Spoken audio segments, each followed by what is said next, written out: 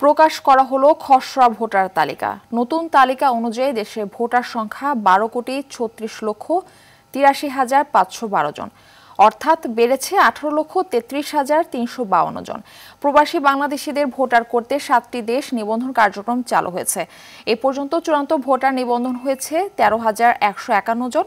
সকালে নির্বাচন কমিশনের সম্মেলন কক্ষে এই তালিকা প্রকাশ করেন নির্বাচন কমিশনের অবসরপ্রাপ্ত ব্রিগেডিয়ার জেনারেল আবুল ফজল মোহাম্মদ সানাউল্লাহ। তিনি বলেন, বিতর্ক নিরসনে এবার বাড়ি বাড়ি গিয়ে পুরো ভোটার তালিকা যাচাই করা হবে। এছাড়া খসড়া তালিকা প্রকাশের পর কোনো দাবি, আপত্তি ও সংশোধন থাকলে সংশ্লিষ্ট উপজেলায় 17 জানুয়ারির মধ্যে আবেদন করতে হবে। এই তালিকার ভিত্তিতে অনুষ্ঠিত হবে জাতীয় এবং স্থানীয় সরকার নির্বাচন।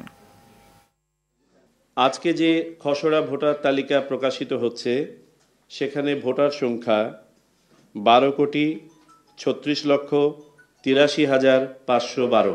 গত বছরের চূড়ান্ত ভোটার তালিকায় ভোটার সংখ্যা ছিল 12,18,50,160।